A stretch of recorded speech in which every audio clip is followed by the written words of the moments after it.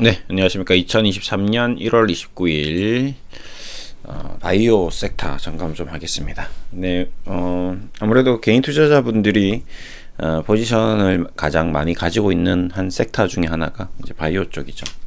네, 그 중에서 삼바, 셀트리온, HLB 시가총액 규모가 거의 뭐 바이오 섹터의 대부분을 차지하고 있습니다.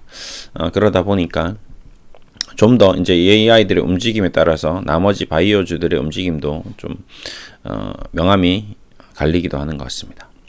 자, 우선 뭐 다들 느끼시다시피 최근에 국내 증시가 굉장히 가파르게 1월 달에 상승을 했습니다. 2200을 찍고 2500까지 올라오는 기간 중에 바이오 쪽은 완전히 열외되었죠. 제외되었습니다. 왜 그런지에 대해서도 계속 고민을 해봤는데, 이제 그 이유들을 하나씩 찾아가는 과정에서 이제 뭐 이것저것 얘기를 한번 드려볼까 합니다. 우선 첫 번째가 이제 수급적인 요소인데요. 예. 보시면 특이하게 지금 한 달 동안 외국인 기관 투자자가 국내 코스피 시장에서 6조 8천억 정도 순매수가 들어왔습니다. 이 6조 8천억의 대부분이 어디로 들어갔느냐? 이제 거의 삼성전자로 들어갔죠. 거의 삼성전자로 들어갔습니다. 대부분이 이제 바이오 쪽이 아니고 완전히 섹터를 편향되어서 한쪽으로 몰아서 한쪽만 들어갔습니다. 업종별로 이렇게 보시더라도 기간별로 1월 2일부터 하더라도 거의 제조업, 전기전자, 금융업, 은행주 1조 4천억, 네, 전기전자 3조 8천억, 5조 6조 거의 화학, 바이오 섹터, 의료 바이오 쪽은 거의 안 들어갔거든요. 그러다 보니까 우선 수급적으로 이런 현상이 있었고, 근데 보통 증시가 올라오면, 코스피가 올라오면 전적으로 올라오는 느낌을 받을 때가 있을 겁니다. 코스피 200이 다 이제 사지면서. 근데 이번은 특이하게 그렇게 되지 않았습니다. 그 이유는 바로 선물 시장 때문에 그럴 수도 있습니다. 그러니까 무조건은 아니고요. 예. 보통 선물 시장을 이제 끌어당기면서 지수 전체 바스켓을 박스 통째로 다 사는 경우가 있는데, 지금은 선물 매수가 안 들어왔습니다. 보시다시피 5,300억? 예. 뭐 이거 지금 뭐 특별히 선물 들어와서 우리나라 시장이 올라가는 걸 기대하고 과감하게 공격적으로 코스피 3,000, 4,000을 보고 시장의 기대, 시장의 상승, 코스피 200에 대한 포지셔닝을 하지 않았습니다. 그러니까 쉽게 말해서 삼성전자, 금융주 두 섹터만 찍어놓고 현물로 사버린 거죠. 예. 뭐 쇼커버닝이 들어왔을 수도 있습니다. 반도체가 사이클, 뭐 IT 쪽이 사이클이 2년 주기로 좀 짧고, 금융 섹터는 일산 부동산 정책으로 인해서 둔촌 주공 살리기 프로젝트 때문에 일시적으로 이제 정부에서 부동산 카드를 꺼냈구나, 여기서 더 나빠지지는 않겠구나, 이제 바닥을 찍은 게 아닌가라는 기대감 때문에 선제적으로 이제 주시장이 반응한 거죠. 이러면 이제 부동산 값이 이제 여기서 어느 정도 타협점을 찾고 이제 더 이상 하락이 없고 PF 대출도 정부에서 잡겠구나, 구제해 주겠구나라는 확신이 되면서 이제 외국인들이 굉장히 강력한 베팅을 했죠. 이제 동시에 더불어서 이제 미국 쪽도 똑같이 상승을 했습니다. 네. 우리나라 기관 투자자도 국내 개인도 다 떠나가는 그런 국면이었거든요. 그러니까 경기에 베팅을 한 게 아닌 것 같습니다. 제가 봤을 때 지금 보시면 코스피 시장에서 개인 투자자가 7조 가까이 순매도를 했거든요. 그 이유인즉슨 얘네들은 이제 더 이상 주식할 의지가 없는 거죠. 기력도 없고 의지도 없고, 삼성전자, 은행주 보시면 뭐 2년 3년 내내 큰 변동이 없습니다. 은행주로 배당을 받나, 그냥 저축은행 예금해놓고 배당 받나, 이거 뭐 가슴 졸이면서 주식 투자하느니 그냥 안전하게 수익을 추구해 나가는 전략으로 가련다라고 생각하는 투자자들이 그냥 대거 현금 뭐 매수가 부근에서 삼성전자, 은행주들은 이제 정리해버린 거죠. 외국인들은 뭐 어떤 이유인지는 모르겠으나 앞으로 경기 회복에 대한 중국이 이제 코로나 정책을 이제 완화하면서 방역 완화를 조치를 취하면서 홍콩하고 한국 시장이 굉장히 강하게 반등을 했습니다. 이제 그런 국면에서 애플도 반등을 하고 전체적으로 이제 경기가 이제 바닥을 치고 금리도 어느 정도 고점을 찍고 이제 한번 여기서 턴어라운드 하는 기술적인 시그널이 나올 것이다 라고 생각을 하고 굉장히 강한 턴어라운드 리바운드가 나왔습니다. 테슬라도 마찬가지고요. 예, 그런 국면에서 딱 12월 되면서 지금 보시면 테슬라도 바닥 찍고 1월 6일 그러니까 우리랑 거의 비슷하죠. 반등 나온 게 여기서부터 찍고 74%. 예, 그 다음에 애플도 우리랑 움직인 게 거의 똑같죠. 1월 2, 3일부터 여기서부터 124 찍고 145까지 그냥 딱 한 달 동안 움직였습니다. 이 기간 동안 우리나라 증시를 그냥 계속 샀죠. 예.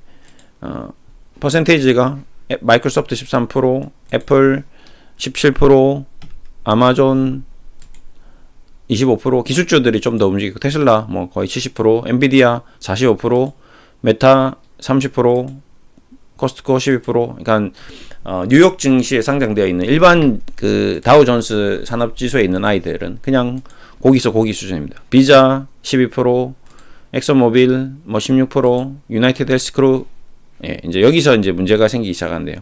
이렇게 이제 증시가 강한 반등을 나오고 삼성전자 섹터를 이제 편중되어서 바이오는 제외하고 샀습니다. 그러고 보니 그러면 미국의 바이오 쪽은 어떤가 이제 저도 체크를 한 거죠. 뉴욕 쪽, 그 다음에 나스닥 쪽 바이오를 체크를 했습니다. 제약 바이오 쪽. 시가총액 상위주 뉴욕 바이오, 나스닥 바이오. 뉴욕 증시 상장되어 있는 아이들을 보겠습니다. 1월부터 예, 마이너스 7%입니다. 예, 일라일리 1월부터 마이너스 뭐 거의 뭐 여기서부터 치더라도 계속 370에서 340 10% 정도 빠졌죠. 머크 네, 고점 대비 8.7%. 에브비 마이너스 12%. 화이자 마이너스 14%. 증시가 15% 20% 올라오는 과정에서 이런 제약 바이오 쪽이 이제 다 미국 쪽도 내려앉은 거죠. 그러니까 이쪽도 마찬가지 조정이었다. 나스닥 마찬가지.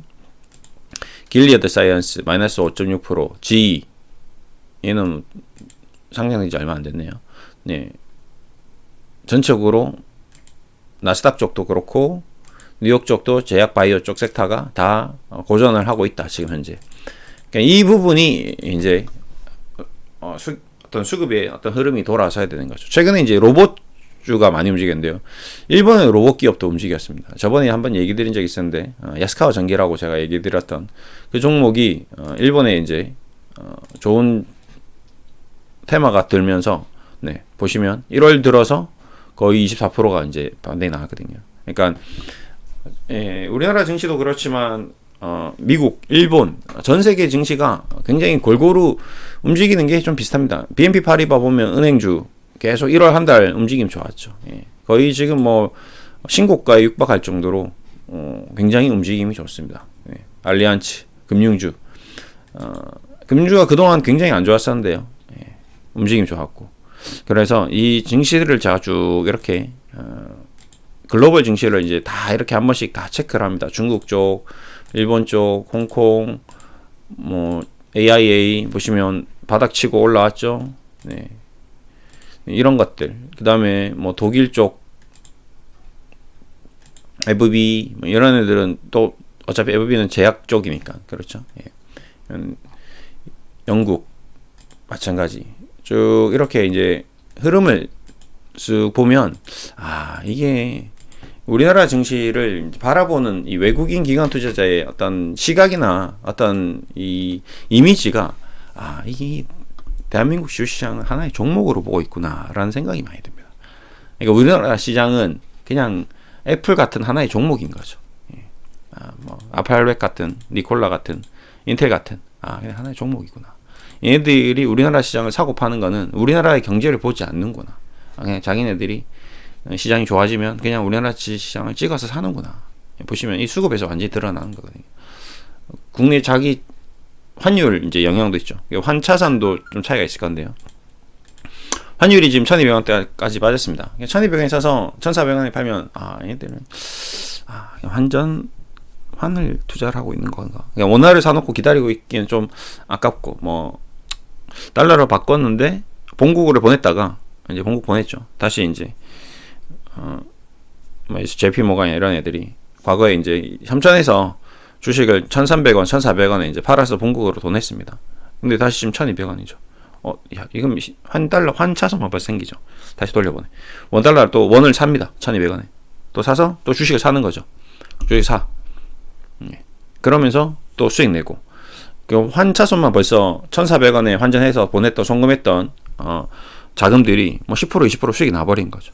다시 또 들어오고, 그리고 벌써 삼성전자 싸거든요. 기업 좋죠. 현대차 사.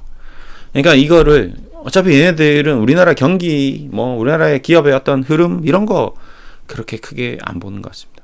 네, 자기네들이 마음대로 그냥 가지고 놀면서 원달러 환율과 그 다음에 돈의 힘으로, 수급의 힘으로 우리나라 기관들 뭐 어떻게 해야 될지 방향성 전혀 모릅니다. 선물 그렇게 투자 안 합니다.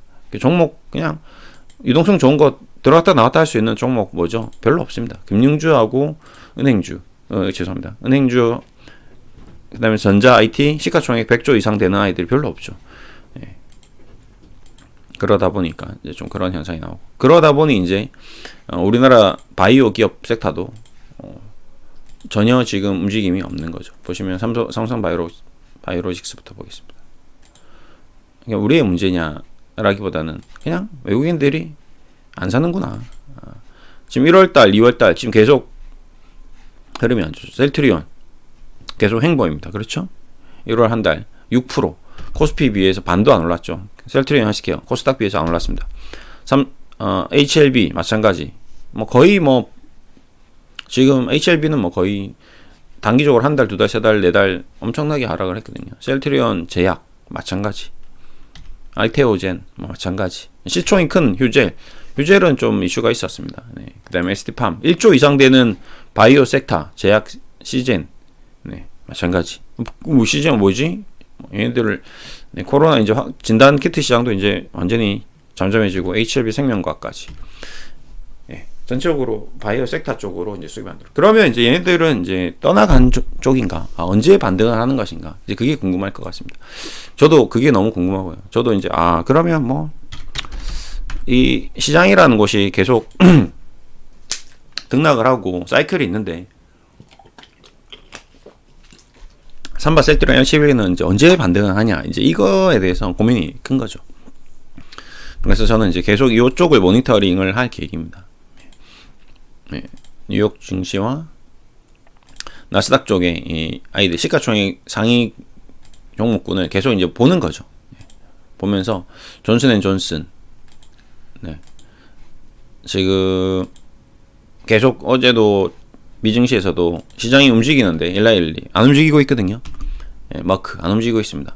이 아이들이 일단 움직이기 전까지는 일단 저도 같이 좀 기다려보자. 셀트리온이든 뭐 HLB든 뭐 삼성 바이오로직스든 바이오 쪽의 움직임이 세타가 자기네들이 먼저 움직이고 미국 증시에 움직이지는 않을 거다. 예, 항상 금융주든 뭐 전기차주든 미증시가 움직이는 보고 그걸 보고 우리나라 기관 투자자나 개인 투자자들이 아침에 새벽에 뭐 5시, 6시 일어나가지고 확인하고 같이 투자 들어가는 경우가 많거든요. 예, 그렇기 때문에 일단은 반등의 시점은 미국의 기업들이 어떤 수급이 좀 돌아오고 좀 반등의 기미가 보이는 그런 국면에서 좀 긍정적인 시각을 가질 필요가 있겠다. 최근에 뭐 미국의 항공주들도 많이 움직였고, 그리고 우리나라 뭐 에어부산 뭐 각종 비행 관련 항공 관련 기업들이 1월 한 달 동안 굉장히 크게 올랐습니다. 12월 때부터 12월에 굉장히 큰 반등을 많이 했었거든요. 그런 것들이 이어지고, 우리나라 증시와 미국 증시는 굉장히 커플링 현상이 강하죠. 그렇기 때문에 그런 걸 좀 보여야 되고, 지금 전일 이제 미증시 움직임을 봤을 때 또 2차 전지가 어쨌든 기술적으로 좀 움직임을 가져갈 건데, 그럼 내일 LG 에너지 솔루션이 오버행 이슈라고 해야 될까요? 일단 개인 투자자들이 이제 자사주 받았던 사람들이 물량이 풀립니다. 보유수가 4조 정도 규모로 풀리는데, 이걸 얘네들이 팔 거냐라고 봤을 때 느낌상 그렇게 보유수가 쏟아져 나오진 않겠다. 분위기가 지금 좋으니까 테슬라 움직임 좋고, 얘네들도 회사 직원들이 바보는 아닌데 자기네들끼리 얘기를 하겠죠. 요즘 분위기가 어때? 좋은 것 같은데? 야, 팔아야 될까 말이야. 팔지 말자. 그런 분위기가 나올 수도 있을 것 같습니다.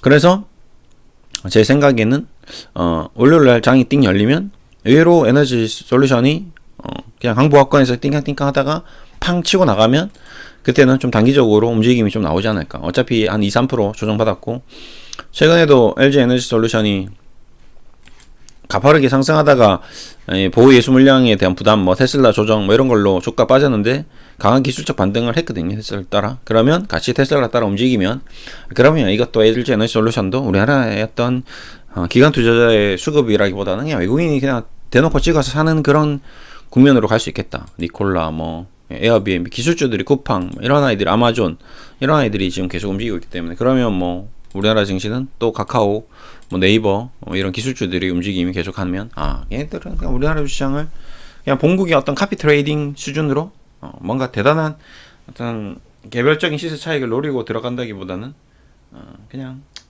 기계적으로 시스템 매매 차익 거래 이런 식으로 좀 바라보고 투자를 하고 있구나라는 생각을 많이 할 수밖에 없을 것 같습니다. 뭐 앞으로도 이제 미증시를 잘 체크를 하면 국내 주식에서는 웬만해서는 크게 문제는 안 일어날 것 같고 뭐 여기서 좀 미증시도 계속 체크를 해야죠. 좀 뭐 뭔가 좀 이상스러운 반응이 나오거나 하면 좀 정리를 좀 해야 되는 상황이 생길 수도 있고요. 그제도 제가 이제 그 인텔 종목을 쭉 쳐다보고 있었는데 마이너스 10% 정도 출발을 하더라고요. 그래서 왜 이렇게 빠지나 했는데 그냥 슥 올라오더라고요. 슥 올라오더라고요. 그러니까 이 시장이 지금 경기 침체지만 중시는 굉장히 강하구나라는 걸 느꼈습니다. 이제 그들만의 리그인 거죠. 그러니까 저번에도 한번 얘기 드린 적이 있는데 이제 판이 커져버린 거죠. 판이 커졌다는 건 어떤 판이 커졌냐? 선수들 판, 전문가들 판이 커진 거죠. 여전히 개인 투자자들은 뭐 자칫 잘못하면 정말 손가락만 빨고 있어야 되는 정말 절대적인 전문 기관 투자자들의 장세가 연출될 수 있습니다. 그러니까 우리와 전혀 다르게 우리가 보유한 주식에 대해서는 전혀 관심이 없고 그들만의 리그를 하는 거죠. 그러니까 메이저 리그를 하는 거죠. 마이너 리그에 있는 사람들은 메이저 리그에 언제 들어갈지 꿈만 꾸고 있는 거죠. 저기 이제 펜트하우스에서 엄청난 큰 판이 벌어진 거죠. 우리는 들어가지도 못하는 거죠. 나오지도 못하고 그들만의 세계에서 계속 그렇게 되는 경우도 좀 생길 수 있고요. 자기가 보유하고 있는 내가 보유하고 있는 주식은 전혀 안 움직이는데 기관들이 사는 것들은 매일 사서 연일 올라가는데 괜히 잘못 사서 물릴까봐 무서워서 사지도 못하고 그냥 안 사면 또 딴 거는 올라가지도 않고 괜히 딴 거 사는데 떨어지고 애매한 장세가 연출될 수 있습니다. 그래서 저도 그런 현상 과거에도 니프티 50 예쁜 것들 50개 딱 종목만 찍어서 쫙 올라갔던 미국 증시 어떤 움직임도 있었는데 우리나라 증시도 그냥 삼성전자만 계속 올라가는 그런 웃지 못할 우픈 일이 생길 수도 있다라는 좀 굉장히 불안한 생각이 좀 들고 있고요. 아르헨티나 증시도 좀 이상했죠. 그러니까 증시가 지금 제가 봤을 때는 아르헨티나 증시도 좀 왜 이러지 싶을 정도로 이상하고요. 남미 증시에 이제 이렇게 되면 여기 거품이 꺼지고 이 거품에서 투자해서 회수된 자금이 다른 쪽으로 또 돌 수도 있거든요. 그게 또 아시아 쪽으로 돌아올 수도 있고 중국 쪽으로 돌아올 수 있고 이제 중국 시장이 다음 주 월요일날 또 열리겠죠. 그러면 또 어떻게 되는지 움직임 봐야 되고 그 다음에 이제 화장품 쪽이나 이쪽은 중국 입국을 또 우리나라에서 또 한 달 또 캔슬 나버렸죠. 그게 또 흔들릴 수 있는데 그게 또 기회가 될 수 있을지. 여기서 지난주 한 달 더 연장하겠다. 그러면 화장품이나 또 이쪽은 또 흔들릴 수도 있겠구나. 이제 입국 규제 보름만 일본인 비자 발급 재개. 이제 이런 것들도 좀 재밌죠. 그러니까 일본과 중국과의 관계, 우리와 중국과의 관계, 미국과 중국과 러시아와의 관계 이런 그 관계 속에서 우리는 그냥 아무것도 할 수 없으니까 미국에서 입국 시키지 마. 뭐 이러면 그냥 입국 못 시키는 거죠. 정말 코로나 때문이면 우리나라 코로나 때문에 마스크도 벗으면 안 되는 거고 마스크 끼고 있는 것도 웃긴 것 같고 술집 가면 전부 다 마스크 벗고 다 술 먹고 있는데 실내 마스크는 또 의무 규제고 이 앞뒤가 맞지 않는 게 너무 많거든요. 또 한국 비자 제한 연장에 중국 반환 감정 부글부글 또 이러면서 또 이 기사 자체가 또 중국과 우리나라 관계를 또 이상하게 흔들고 있는 것도 아닌가. 이거를 만드는 게 또 정치적인 또 이슈가 될 수 있고 여당인지 야당인지 알 수 없는 미국과 중국과의 관계, 러시아의 관계 재밌습니다. 근데 그걸 이제 잘 이용해서 우리는 증시에 잘 적용시켜서 돈을 벌어야 되는 게 중요한 거거든요. 그래서 또 화장품 바이오 섹터가 만약에 흔들려준다. 그럼 바로 사야 되는 건지 아니면 좀 지켜보고 사야 되는 건지. 여행주 그 중에서 어떤 섹터를 사야 되나. 일단 중국이 들어오는 게 문제니까 우리가 나가는 건 여전히 강세거든요. 그럼 우리가 나가는 쪽은 무엇인가. 일단 여행주는 우리가 나가는 거니까 상관없겠죠. 모드수어나 하나투어 같은 게 흔들리면 비행기 같은 게 흔들리면 어차피 얘네들이 들어오는 거는 중국 비행기 타고 들어올 거고 뭐 중국 비행기 타고 들어왔다 나왔다 하는 거지. 우리가 나가는 내국인들은 여전히 유효하니까 중소형 항공사들 뭐 에어부산은 뭐 그냥 천정부지 날아가고 있는 것 같고요. 예, TA항공 뭐 계속 움직이는 것 같고 이런 아이들이 뭐 좀 계속 저가 항공사들 그다음에 여행사들 이쪽은 계속 흐름이 나쁘지 않을 것 같습니다. 같이 근데 중국발 이슈로 흔들려주면 이제 들어가야 되는지 이제 이런 것들. 화장품은 그럼 이번에 흔들리면 이제 영원히 망가지는 것인지 아니면 빠졌다가 다시 올라오는 건지. 대한항공은 지금 뭐 인센티브를 엄청나게 또 준다고 하는데 장사가 너무 잘 돼서 직원들 인센티브 펑펑 주고 있으면 이제 사야 되는 것인지 이런 다양한 생각을 할 수밖에 없는 거죠. 바이오 섹터는 좀 더 지켜봐야 될 것 같고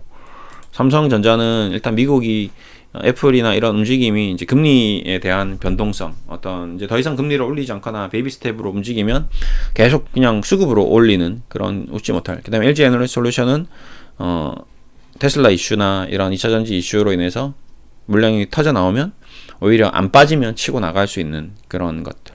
단기적인 전략, 뭐 중장기적인 전략, 뭐 이런 것들을 다 종합적으로 볼 필요가 있을 것 같습니다. 아무튼 지금 시장의 어떤 현상에 대해서 일단은 정치적으로 한번 정리를 해봤습니다. 우선 첫 번째는 외국인 기관 투자자들은 우리나라 증시를 산다기보다는 섹터, 삼성전자와 금융주, 은행 섹터만 사고 있다. 선물은 안 사고 있다. 그렇죠? 선물은 안 사고 있다. 그래서 우리나라 증시 전체가 올라가지는 않을 것 같다.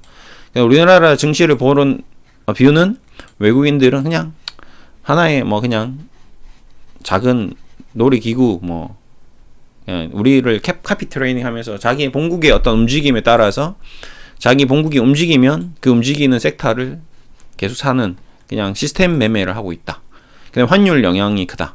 원달러 환율이 1200원이면 1400원에 본국으로 돌렸던 자금을 다시 송금을 해서 다시 원화를 사서 또 1300원, 1400원 되면 또 주식 팔고 또 보내고 왔다 갔다 하면서 그런 이슈도 좀 있는 것 같고요. 그다음에 홍콩, 중국 이제 중국이 다시 재개장하면서 중국 경기에 대한 기대감으로 우리나라 증시는 좀 더 또 치고 나올 수도 있는 것 같고. 그다음에 이제 떠나간 개인들이 다시 돌아오느냐 이제 이런 것들. 근데 떠나간 개인들이 어느 섹터로 들어오느냐, 뭐 여행, 항공 쪽 이런 쪽, 바이오 쪽은 계속 좀 조심해야 되겠다라는 생각이 들고. 그래서 결국에는 바이오 쪽은 더 시간이 좀 필요할 것 같다. 미국 섹터 바이오가 움직이기 전까지는 이 아이들도 개별적으로 좀 움직이기는 좀 쉽지 않겠구나 라는 게 오늘 영상의 어떤 핵심입니다. 그러니까 이 얘기를 하기 위해서 여러 가지 얘기를 다 가지고 와서 이제 얘기를 드린 거죠. 그냥 단순히 그냥 감으로 봤을 때 바이오 쪽은 안 올라갈 것 같습니다. 그냥 미국이 안 올라가니까 우리도 안 올라갑니다. 이렇게 얘기하기는 좀 그럴 것 같고, 전체적으로 지금까지 어떤 흐름이 이러이러한 흐름이니 이런 흐름이 계속 좀 이어질 수가 있다. 근데 그 흐름을 바꿀 수 있는 거는 오로지 순수하게 외국인들이 키를 잡고 있고 그 키의 핵심 종목들을 잘 모니터링 하다 보면 얘네들이 움직일 때는 같이 한번 그럼 바이오 섹터가 많이 지금 조정을 받았으니까 한번 도전을 해볼 필요가 있지 않을까. 용기를 내서 한번 들어가 볼 셀트리온 같은 경우는 한번 사볼 필요가 있지 않겠는가. 이제 이런 생각이 드는 거죠. 근데 그 시점이 딱 정확하게 언제인지는 저도 알 수 없고 이쪽에서 이제 장대 양봉 같은 게 하나 뽕 나오면 우리나라 증시는 살살살살 움직이기 시작하겠죠. 뭐 1%, 2% 출발한다. 그래서 뭐 이쪽에서 섹터에서 뭐 5%, 10% 움직이는 종목들이 쏟아져 나온다. 대신에 시가총액 작은 건 안 됩니다. 시가총액이 큰데 뭐 이런 정도 시가총액 규모가 큰 아이들 중에서 시가 뭐 300억, 400억 죄송합니다. 300조, 400조짜리 회사 그런 기업들이 머크 같은 아이들이 뭐 5%씩 움직였다. 그러면서 아침에 셀트리온에 들어가 봐야 되는 거죠. 뭐 이런 식으로 좀 접근을 하면 어떨까. 이런 얘기를 드리면서 오늘은 마무리하겠습니다. 시간이 좀 된 것 같은데요. 24분. 저도 생각이 많습니다. 여러분들도 생각이 많을 것 같고 지금 많은 투자자들이 증시에서 이제 이탈을 하고 있는 게 보여지는 것 같고요. 그래도 남은 사람들끼리 이제 진검승부를 해야 될 것 같습니다. 이제 정말 잘해야 되는 시점이 온 것 같아요. 그냥 주먹구구식으로 아무 주식이나 사서는 돈을 벌 수 없고 오히려 자칫 잘못했을 때 악수를 두면 엇박자가 계속 날 수도 있습니다. 안 하는 이만 못한 투자가 될 수도 있는 거죠. 그래서 차분히 잘 하도록 하겠습니다. 감사합니다.